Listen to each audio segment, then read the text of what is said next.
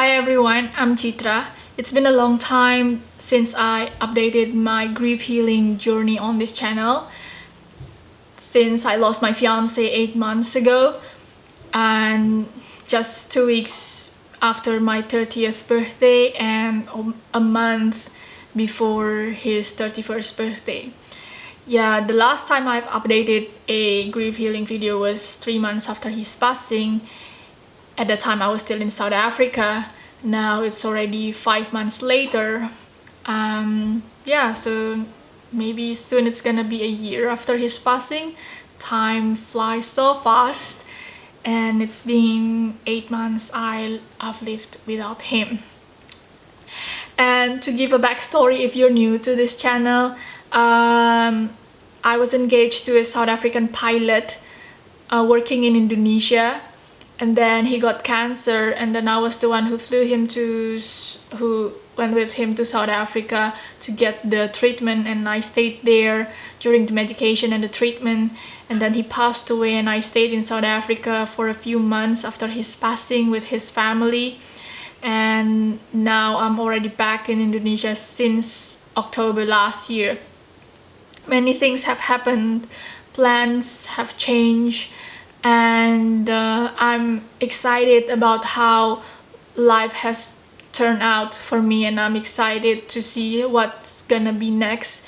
And even though I'm not in South Africa anymore, and even though I'm not married, because he died, I'm not married to their son or their brother, my in-law family, but they are still my family. I'm so blessed to be given a very amazing in-law family. They're forever my family.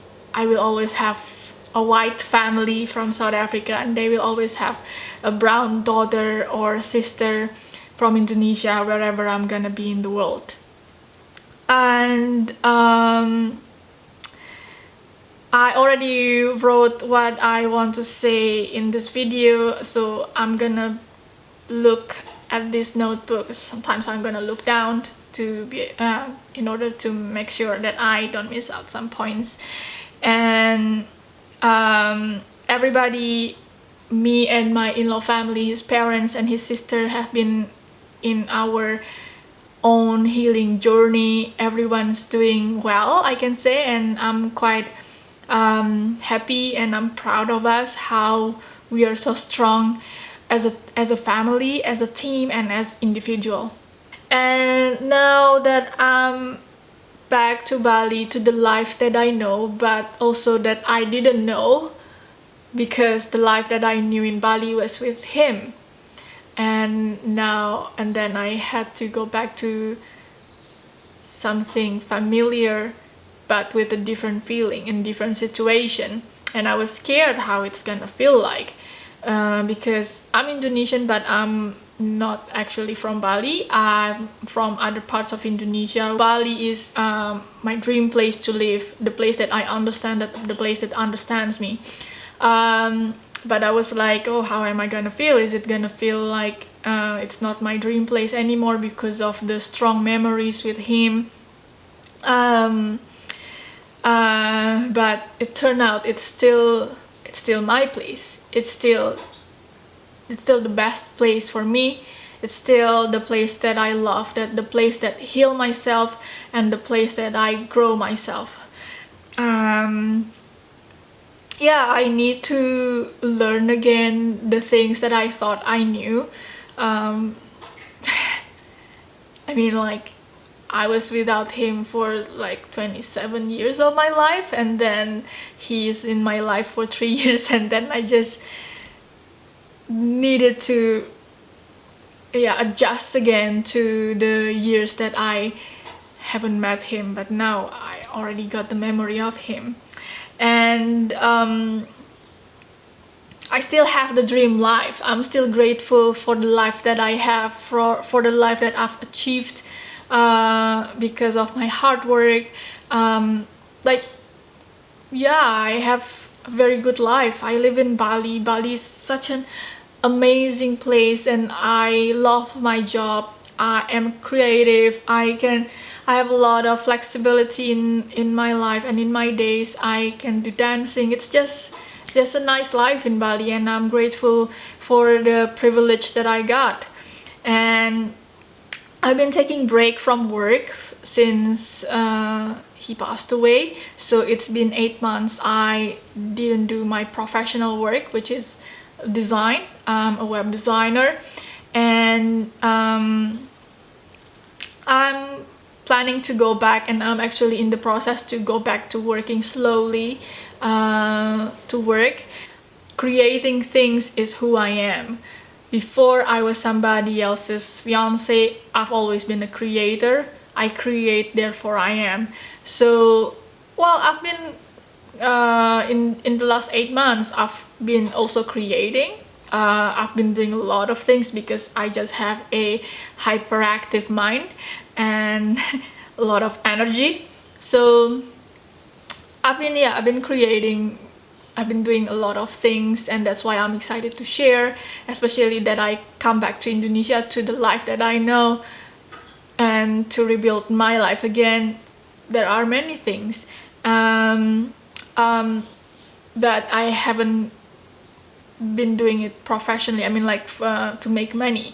So making money, if you're born in a patriarchal culture and grew in a patriarchal culture like me, the ability to make money and being independent is my identity. This is what I'm proud of myself. So I want to come back.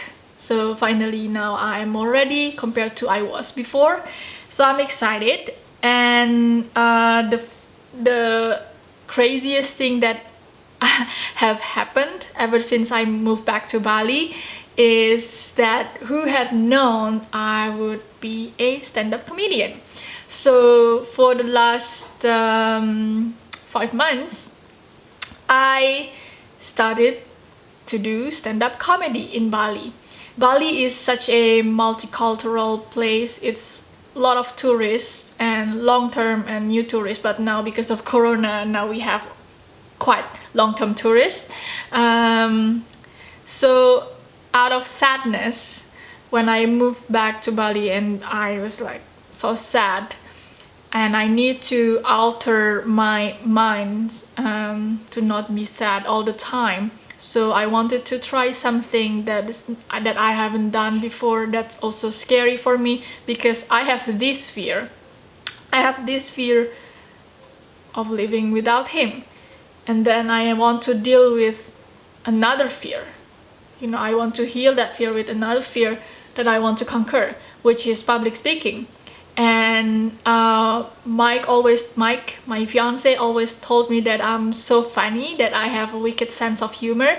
And then on his funeral, which was the first time I did public speaking, because in my culture women just didn't get the opportunity to talk a lot in public.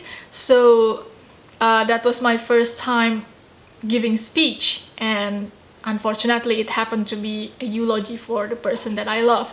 And my eulogy was so funny, I think, and people also laugh. And you can take a look of the videos if you scroll down to the channel, and then people say that you should be a stand-up comedian. So I was like, I don't know about that, because it didn't cross my mind. But then on the way back to Indonesia, I happened to be in the same plane with a South African girl, a black South African girl. I think right away that I'm gonna join, but after that, I was like, okay, I want to join, and then I didn't expect it to be a success. For 4 months since I started doing stand-up comedy in Bali, I perform almost every week. And then I come up with new materials. So that is hard, and I'm glad that I've been able to do it. And I was chosen to be the opening act for the founder of Bali Comedy Club. He did a special, the first foreigner comedian who conducted a comedy special in Indonesia, and he chose me to be his opening act out of all the comedians. So that was an honor for me, and I'm just excited because that I always knew that I'm funny, but I didn't know that I can be commercially funny. So we don't have a lot of female comedians in national and in local scene, so the people can easily notice me, not only because I'm a woman, but because I'm funny. And I have the persona that I use, which is a bule hunter. Bule in Indonesia means white people. I call myself a bule hunter because that's what people have been calling a woman like me, who a local woman who only dates white people. Because I found them cute, and so all the negative stereotypes that people told me, and the things that we have in mixed relationship, so I make fun of that and I own all the stereotypes. It's not because I'm a real bule hunter, it's a nice persona to play with, and that is the thing that I enjoy about doing comedy. I enjoy the comedy writing part of it, and I enjoy being able to create a persona. Some of it is some of it are reality, my reality, and some of it are not true. It's just a made up stories or from my observation, and you don't know which one is real and which one is not. So in order for a man to know which one is real, then you need to date me, but it's not easy to do. And then wait, let me see. It's been a great experience, but the sad things about it is that I sometimes still forgot that he is not here anymore. So there are times that I was looking for him. I was hoping that he was somewhere in the audience, and then I realized that, oh, he's not here anymore. So I was holding tears while I was telling the jokes. That is not nice, but I was able to do that. And after I did my first and then my second, and people started to notice that I've been consistently good and funny, and then people came after my show, and then they told me that I am really good, I'm talented, and yeah, that they enjoyed my comedy, and I was happy to hear that from people. There's just a little sadness that I couldn't hear it from the person. I thought I'm not gonna cry anymore. Yeah, I couldn't hear it from the person that I was hoping to hear. Yeah, but that's life. And the difference between living in South Africa, grieving in South Africa, and now that I'm back to Bali, is that, sorry, I really have a bad bang. So yeah, the difference is that when I was in South Africa, I was living with people, and the people who knew him, who feel him, like people felt him, and then I felt comforted by the fact that people grieve together with me. But now that I'm back to Bali, and then I started to do many things that I didn't do before, so it expanded my network. So even though I've been living in Bali for like 2.5 years, but the friends, the circle that I have now is different circle than I used to have, because also Bali is a transit place. It's kind of tricky to have a relationship with here, even to have friendship, because people always rotate, people always move either they go back to their home country or they just travel somewhere else. We have so many digital nomads here. So, but now with Corona, people tend to stay. Of course, people need to stay. And yeah, so now I live in the area that didn't know him.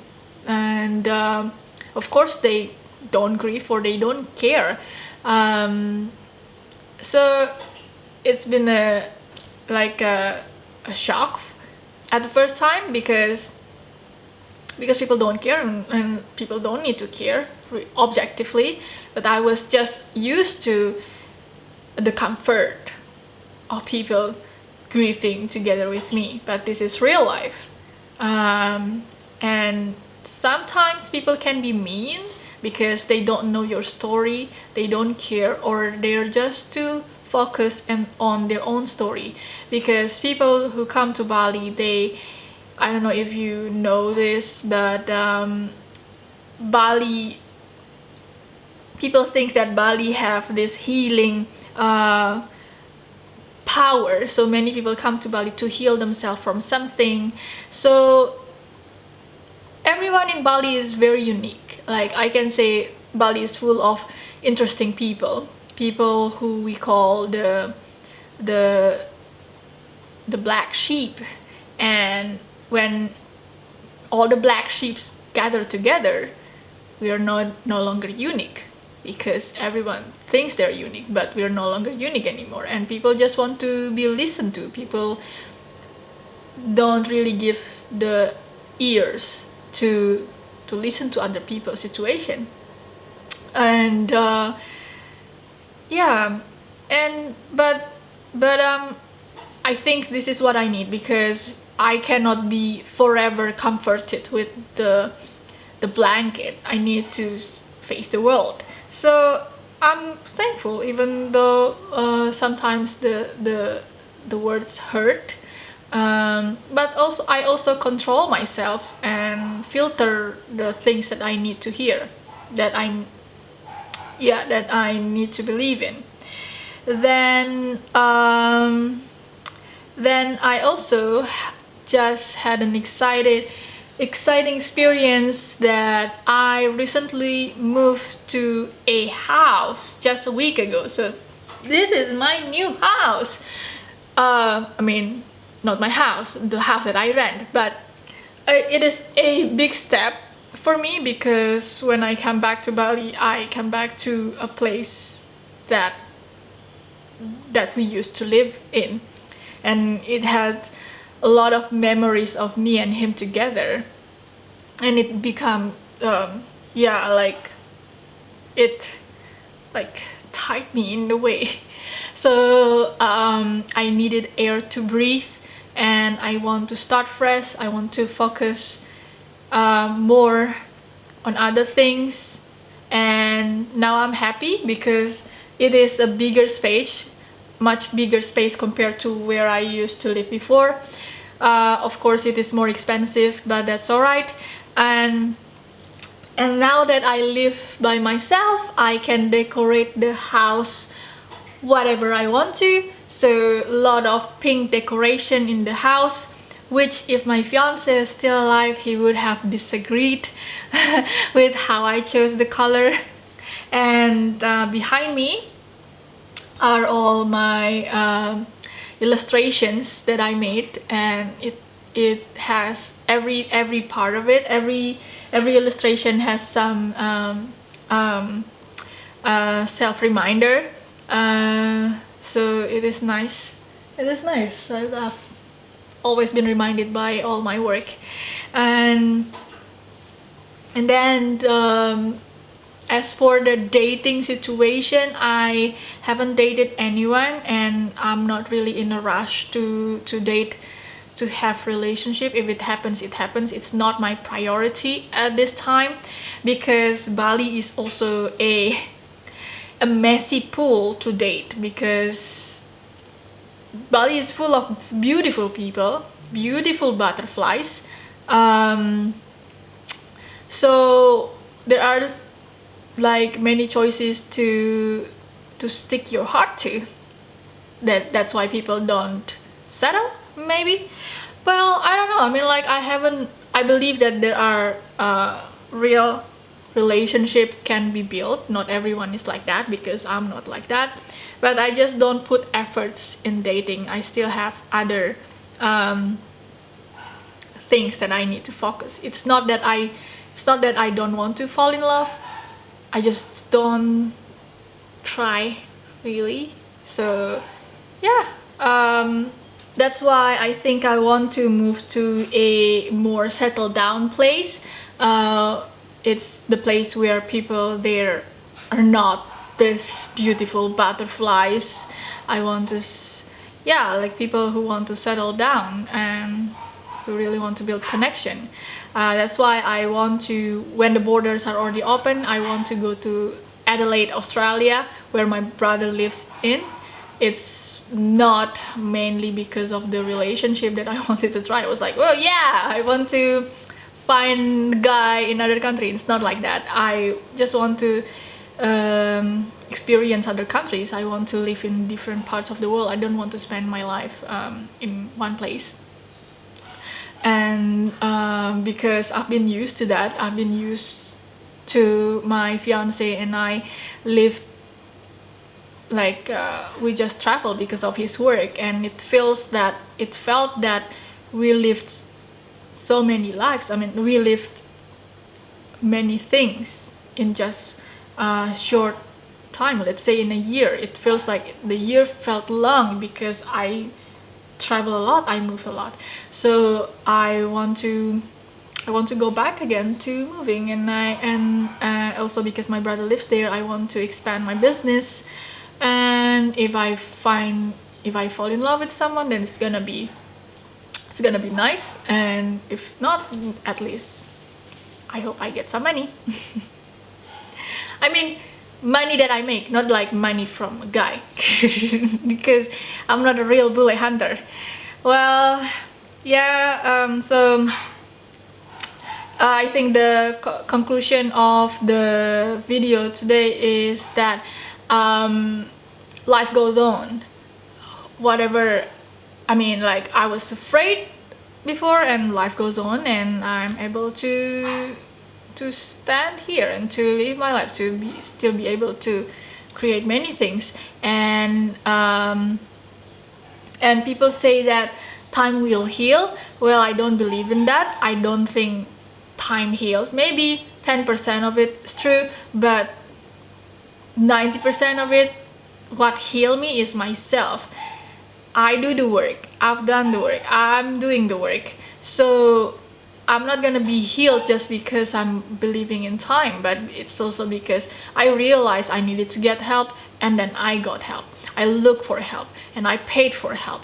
I realized I needed to do something, and then I was looking for that. So it's not that time heals me. I'm the one who did the healing process, and because of what I've done and because of what I am, I'm here. And oh yeah, also I'm excited because my channel is originally a design and sewing related channel. Then I've been contacted by brands to do some endorsement, but I refused before because I wanted to focus on my grief, and I think they knew as well. So, and also the opportunity was not as big to get the responsibility. So, but recently, just like a few days ago, I've been contacted by another sewing machine company, and they wanted to do another collaboration with me. So that is exciting. That is exciting to be noticed and to be appreciated and chosen to represent their brand. So yeah, Mike, if you were here, you would have been proud of me, and I am proud of myself. And if you are in the same journey, if you just lost the person that you love,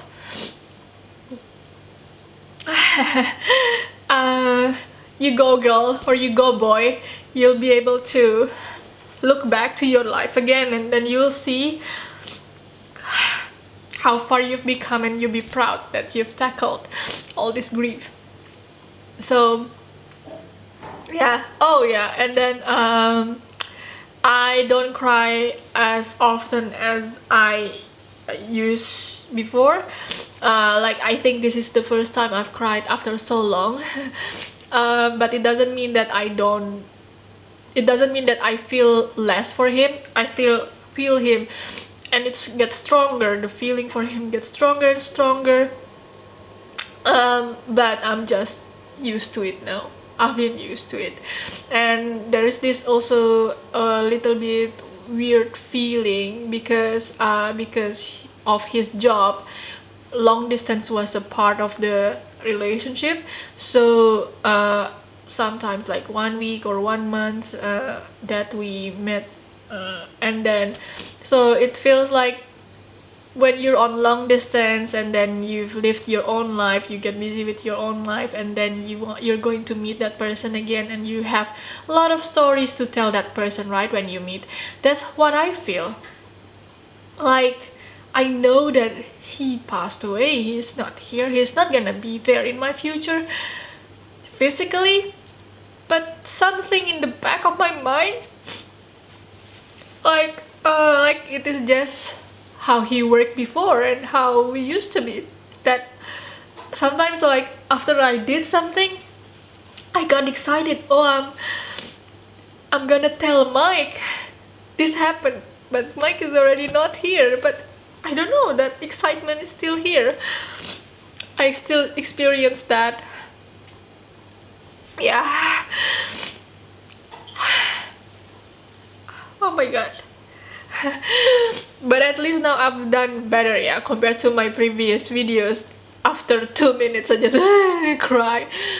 But now I'm more back to who I am.